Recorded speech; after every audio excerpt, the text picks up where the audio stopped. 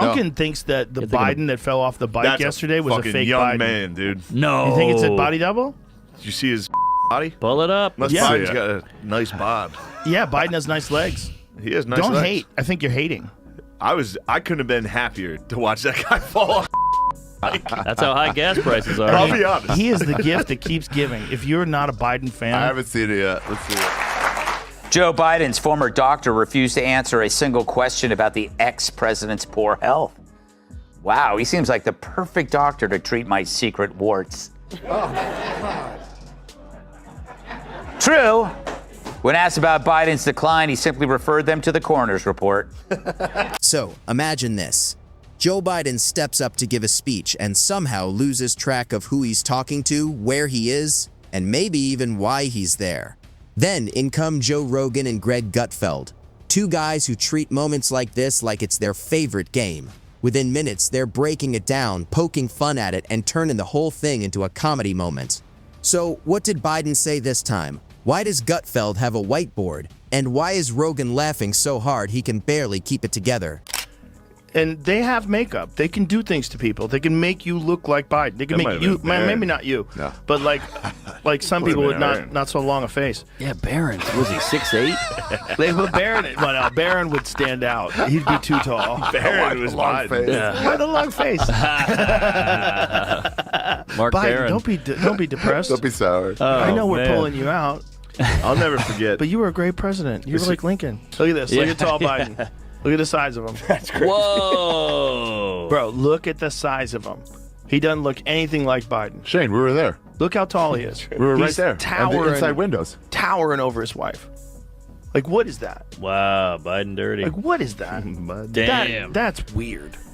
Shane and I went to the windows. I think there was times when he had some complications, and they just brought in added another stand-in? guy. Yeah, I think so. One of these cameras in. Yeah, between Van Hollen and Biden, I feel like this is Ask Wednesday. My guess is that he booked this. This was booked probably a year in advance before the Dems knew he was totally brain dead. Alright, here's the thing. Something strange just happened again. Joe Biden wrapped up a speech. Kind of. One moment he was at the podium, and the next he was drifting off stage like he just noticed an invisible ice cream truck. It got awkward fast. The music kicked in like it was trying to smooth things over. And somewhere out there, Joe Rogan was probably spitting out his organic mushroom tea in total disbelief. She's gonna win. Joe Biden was the ultimate catfish. Yeah. We were all online being told, oh, this is a congenial centrist. Yeah, swipe right. I don't know how to do these dating apps. Yeah. But anyway, then you find out it's not him at all, but some guy in a bathrobe smoking meth. Yeah. God, how many times has that happened to me? Meanwhile, Greg Gutfeld was probably jotting down jokes on a napkin before the teleprompter even cooled off. Because at this point, watching Joe Biden speak feels like a nationwide game of Guess Who. Except the question is, are we hearing the president or your grandpa after a few glasses of Box Merlot? Did he just mix up a senator's name or come up with a brand new one? Did he lose track of where he was or just decide Delaware is wherever he happens to be? It's a coin flip every time. And America's two loudest truth snipers aren't keeping quiet about it anymore. But you have to be able to call out shit that's wrong on your side. And this is one of the problems that the Democratic Party's having right now with this Joe Biden guy. You guys got to be able to call it out. You can't let this slide because everybody else sees it, and Trump is going to eat him alive. He's going to eat that guy alive. Joe Rogan has officially had enough. He's been giving the side eye to presidential coherence since 2020, and now he's watching this play out like it's a Netflix docuseries called How Not to Run a Country. He's not some diehard with a red or blue bumper sticker on his Tesla. Rogan's the guy who hunts elk, questions everything, and somehow turns a 3-hour conversation into something more entertaining than a full presidential town hall. So when he starts calling out the commander-in-chief, it doesn't feel like strategy. It feels like a straight-up, unfiltered, what are we even doing here? He's without question the worst president in my lifetime, and that is the proof. Because we've talked about this. His solution for inflation is explaining what inflation is. Here's the thing about inflation. Food prices go up. And what we're going to try to do, and I think this is going to work, is maybe get the prices, you can get the prices to go down. Unless it's gas, because we don't want you to use gas. For Joe Rogan, this isn't new territory. Over the past few years, he's been dodging media spin and big tech pressure with the ease of a BJJ black belt. whether it's debates, war talk, or confusing economic moves. He's the guy who cuts through the noise and asks the questions most people won't. But with Joe Biden, it's turned into a full-on what is going on moment. One day, Biden's leaning into the mic like he's telling a spooky story. The next, he's talking about a 2024 run like someone who just realized there's still time left. And Rogan's guests have noticed too. From comedians to scientists, there's this quiet sense that something feels off in the West Wing. Millions tune in to hear him question what's happening, break it down, and drift into long tangents about everything from mushrooms to mind control. In a world where politicians can sound stiff and scripted, Rogan's free-flowing style feels oddly refreshing. He's like the guy at the bar who isn't the loudest, but somehow everyone leans in to listen. No script, no filter, just saying what's on his mind without a tie. Yeah. I remember when I had a stutter, it was so bad it caused me to wander into the rainforest.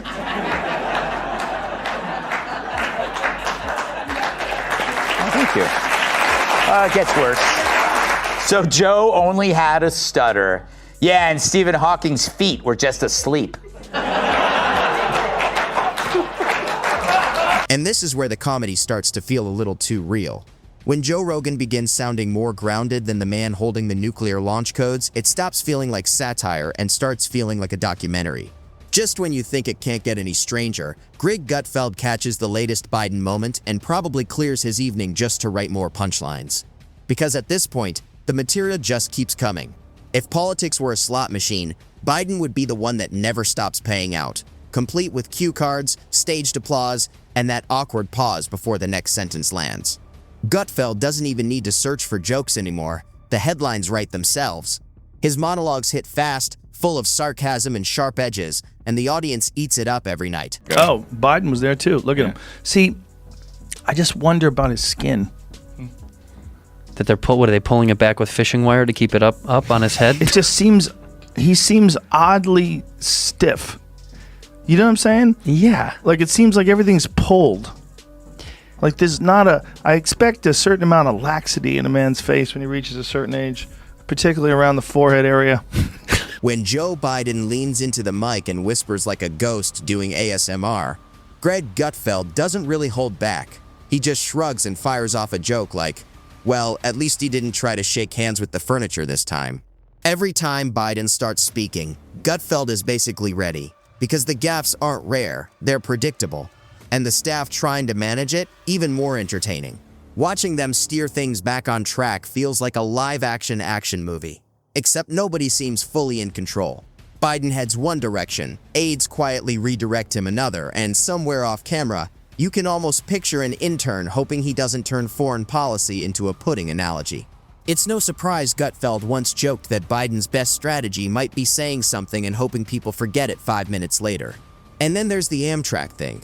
Somehow every talk finds its way back to trains, like he's half president, half unofficial spokesman for railroads. Use gas. The worst part about this whole thing is that his presidency is ripe for mockery and ridicule and even gentle humor if you like him. I mean, just Hunter Biden alone, just in the recent stuff, I mean, you could go on forever. But Kimmel has abdicated his role of a comedian. He's now just a political hack, which I'm grateful for because then I get the turf to myself. I'm not a comedian, but I just filled the gap. That's why I'm beating him every night because he sat there with that guy and basically he spoon-fed him like he was a dementia patient at a restaurant. Gutfeld seizes on all of it and flips the script.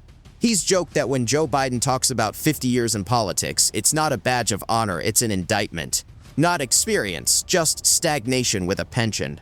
Instead of tiptoeing around it, Gutfeld leans into the sarcasm and lays it out in bold strokes. Not out of malice, but through satire, treating humor like a scalpel, while the presidency becomes the patient everyone's pretending is fine. That's why it hits so hard. While other outlets handle Biden carefully, like he's fragile glass under studio lights, Gutfeld's show cuts through the noise with blunt jokes and sharp commentary. It's aimed at viewers who are tired of pretending everything is normal, who want comedy mixed with truth, not polished speeches or filtered talking points, just honest laughs with a bit of edge. Did you see the thing that he was talking about, God creating women? No. And then he called his wife his sister or created some by, shit. I forget what it was. I forget what the gaffe was. But it was one of those, we listened to him like, what are you saying? Like, it's like he has no brakes. Like Right. his car is going down the hill. It's like, oh, jeez, I hit a fucking tree. He's like, hit the wall, fuck There it. it is. Camera. And this is where it gets interesting. Greg Gutfeld is firing off sharp jokes like a caffeinated sniper, while Joe Rogan sits in his Austin studio nodding like, yeah, this is insane. They come from different worlds, cable satire and long-form podcast talk, but somehow land in the same place. Things feel off, and pretending everything is normal doesn't really work. Rogan tries to break it down and question it from every angle, while Gutfeld points straight at the absurdity and turns it into a punchline. Put together, it becomes a mix of analysis and comedy, where frustration turns into humor and commentary turns into jokes. And for the audience, it's less about laughing at the country and more about reacting to how strange everything has started to feel. There's a few videos. There's a going few around. of them. Yeah. Play any of them. They're all crazy. Every video of him recently talking, he's stumbling through shit. He forgets what he's talking about. We should be making those masks. We should be moving on those ventilators. We can do that. Why doesn't he just act like a president?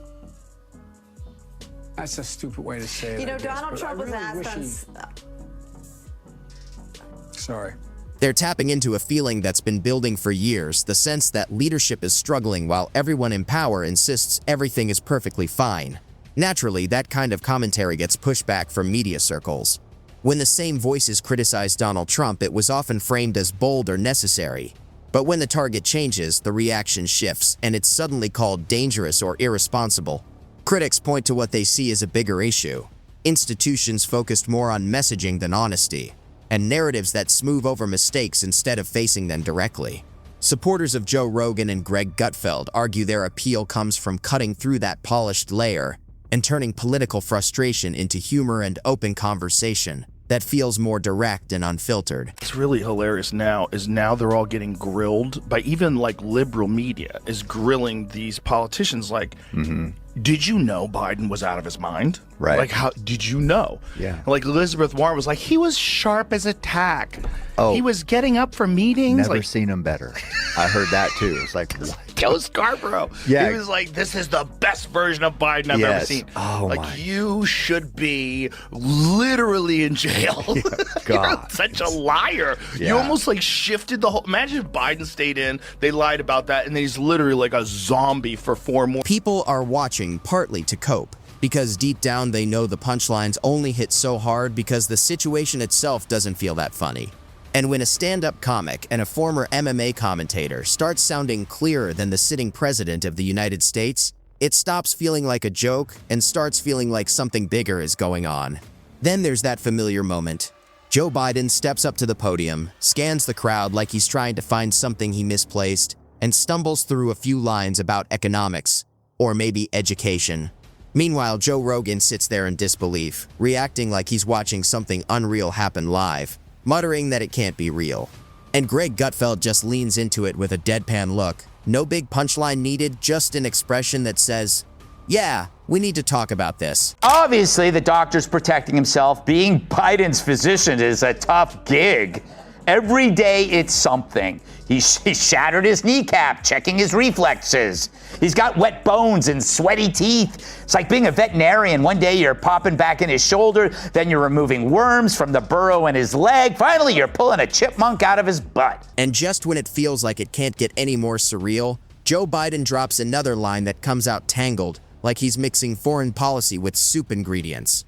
At that point, it stops feeling like a simple slip and starts feeling like something the audience just has to sit with in real time. And yeah, this is the man with the nuclear codes. But imagine a different scene. Biden on Joe Rogan's podcast. The intro music fades in. He sits there staring at the mic like it's something from the future. And the irony hits harder when you realize the people known for long conversations and political humor might end up sounding like the most grounded voices in the room. And maybe that's the part that sticks. The idea that the real punchline isn't a joke at all, but what everyone is watching unfold. Here he goes. There he goes. He's down. Oh, he He couldn't was stop. stopped. What was that? Well, his foot got stuck in the little fucking pedal thing, and he thought he was gonna lean his weight on his right leg, but he had already tried to get his foot out of the pedal thing, and he already committed to going down. Here he goes. I'm fine. Joe Biden's public stumbles don't feel quickie anymore to some viewers. They see them as worrying signs that get softened or explained away by political messaging and media spin. That's why the jokes land so hard, because for many people they're covering a concern that's hard to say directly out loud. It creates this uneasy mix where laughter and discomfort sit side by side. So the question becomes, are people laughing now and worrying later, or laughing because they're already worried? Either way, when voices like Joe Rogan and Greg Gutfeld start sounding unusually grounded to parts of the audience, it shifts from pure comedy into cultural commentary. Humor mixed with frustration as people try to make sense of what they're seeing in real time.